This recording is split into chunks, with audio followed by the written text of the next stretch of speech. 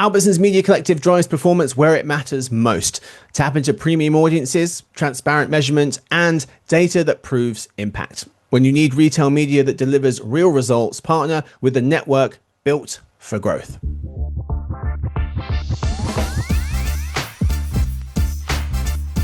On today's Cannes Miniseries Podcast, we discuss incremental ROAS or iROAS and unpack the problem it was designed to solve and what advertisers should be doing to evaluate performance. Recorded from the eMarketer studio at the Cannes Lions International Festival of Creativity, eMarketer Vice President and Principal Analyst Sarah Marzano welcomes Liz Roche, Vice President, Measurement and Media from Albertsons Media Collective, to the discussion.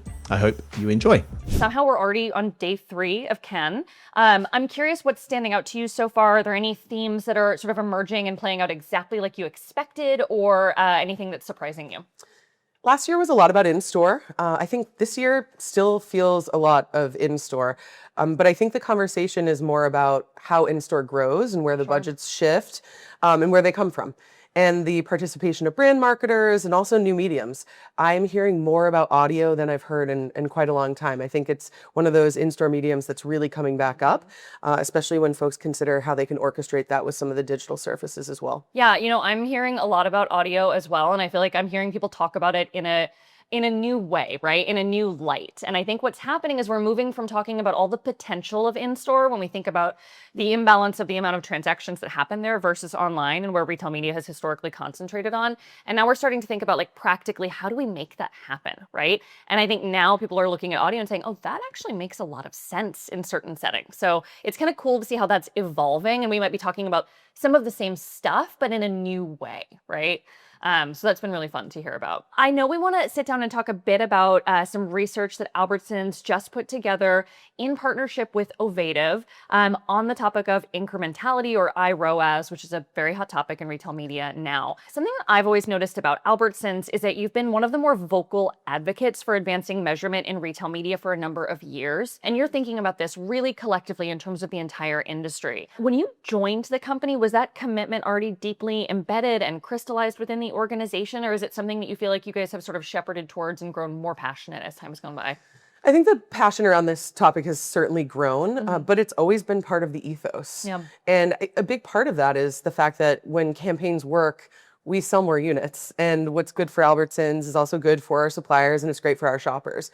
So at the end of the day, vanity metrics don't help us. They don't help our suppliers. They don't help our shoppers. I think that's always been at the core. But now, especially as measurement's evolving, and as more and more retail media networks come online, I think there's a huge spectrum of discrepancy between how some of these metrics are calculated. And I think that's what's really driven us into this research mode of, hey, let's really get to the bottom of this, but also let's provide some educational content so our suppliers can just be more informed. Yeah, absolutely. I think one of the things that really stood out in the research to me is that it's not a pitch for an Albertsons specific methodology, right? One of the key takeaways is that there actually might not be a single right way to measure incrementality. So why was it important to publish research that evinces the entire industry's understanding rather than position Albertsons as having the answer? I think we've talked about this a lot, and there's one way to slice an avocado, but there are a lot of ways to peel an orange. And I put retail media and measurement more in the orange camp, right? There are a lot of different ways to peel the orange. But also, we have to acknowledge that there are nuances between retailers. Consider the way that you shop at a variety of retailers, from e-commerce to brick and mortar.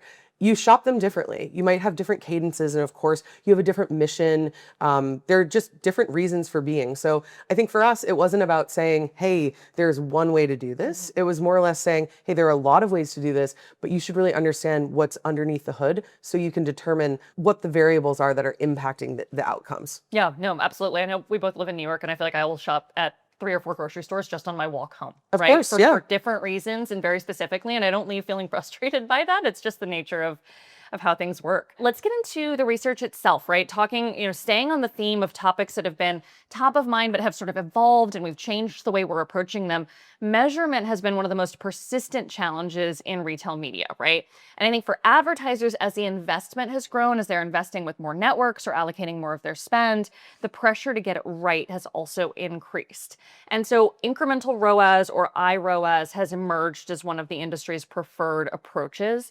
Can you tell us a bit about what problem iROAS was designed to solve and how well it's working today? For sure. Especially grocery, right? It's extremely habitual. The way that you shop is, I mean, the way that I shop is I can park in the same spot.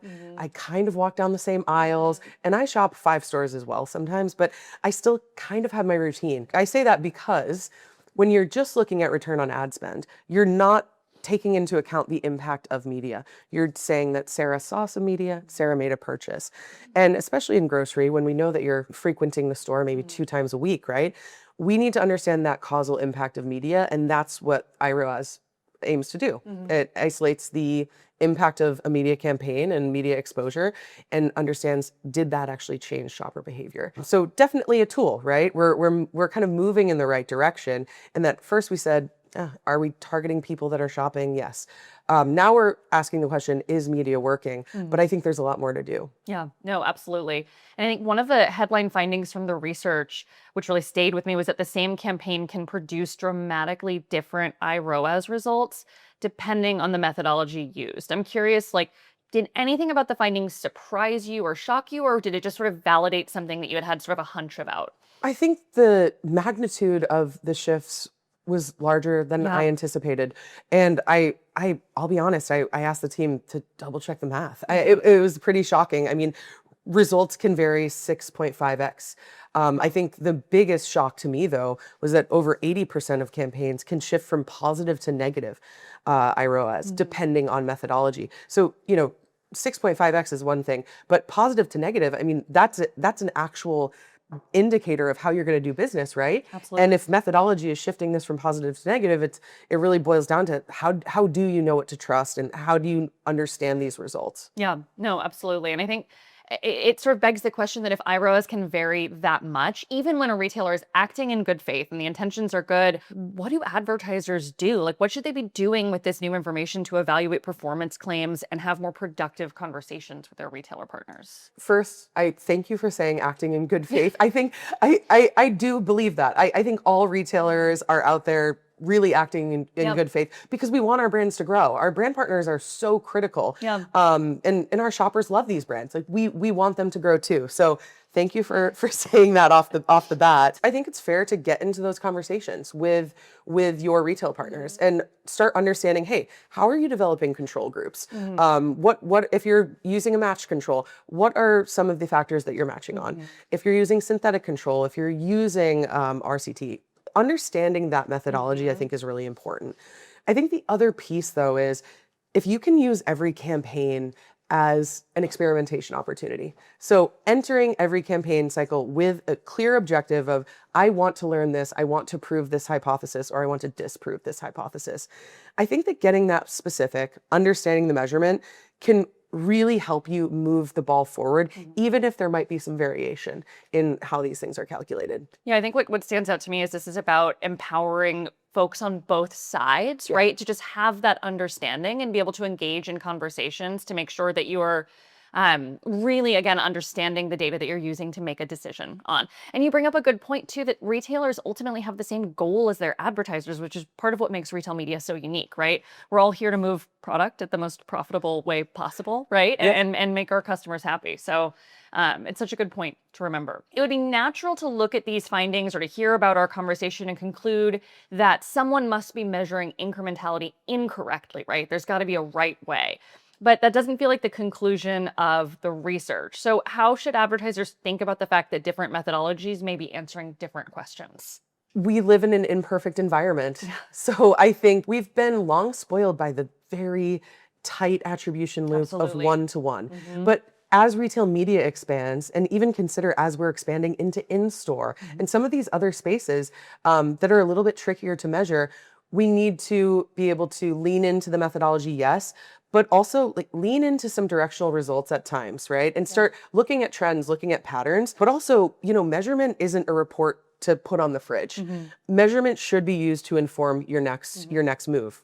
And if you can take measurement and look at those trends, for example, across retailers, and you can start finding what's working and you can amplify that, I think that that's a great application of measurement. It needs to be applied though. And I would say that that's my biggest take. Yeah, I think that's going to be a huge challenge and opportunity for everyone moving forward in retail media, is not letting this wonderful precision that we've gotten used to in on-site environments paint us into a corner and keep us from making progress. So I'm glad you touched on that. As we think about the future of incrementality measurement, do you see this becoming more of a governance and standards issue than simply a performance measurement issue? Yes, I do. I think it definitely boils into that governance territory. But I also think that this iROAS is, again, just kind of the first step, right? We're measuring campaign to campaign, but shoppers don't shop in campaign cycles. They come in whenever they want. And frankly, advertisers don't always advertise in standardized seasonal cycles either. A lot of this is always on. So I think we've kind of uncovered a lot about iROAS and how it's very variable. We've put out this research about that. But I think, next we're going to be looking at more and more metrics. So kind of nailing this one as the basic and getting a basic understanding, I think, is really critical. Yeah, absolutely. I want to close this off by returning to a topic that I think we're both pretty passionate about, right? And I'll bring up again that, something I admire about the research is that it's focused on advancing the industry at large. It's not just about advancing Albertsons, right? So if you put your future goggles on, when you think about the future of retail media, what does success look like? And is it specifically a market that will be dominated by a small handful of large players?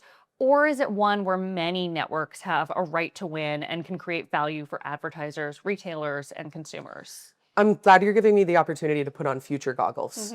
So thank you for that.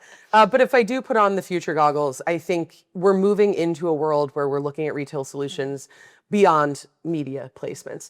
Media is a great part of what we do as retailers, but consider there are 4 Ps for a reason. There is a lot happening at the shelf.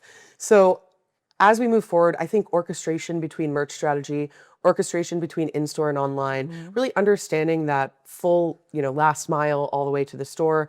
All of these things I think are going to be more and more important. And I think more marketers are going to want to orchestrate. And I also think that we're moving into a world where our suppliers want to see longitudinal. They want to understand the cumulative impact of their partnership with a retailer. They don't just want to see the campaign results. Yeah. And we're excited about that, right? I mean, for us, that also is really interesting. How do we move category? How do we shift some share? So I think all of these things are going to be more business outcome focused and less just kind of that report that we put on the fridge. Yeah, no, absolutely. It feels like retail media is growing up and it's just unlocking so much opportunity. I'd agree. Thanks, Liz. Thank you so much. Thank you for listening to this episode of the Cannes podcast miniseries made possible by Albertsons Media Collective. You can find more coverage from the festival at eMarketer's Cannes Coverage Center at emarketer.com. The link is, of course, in the show notes.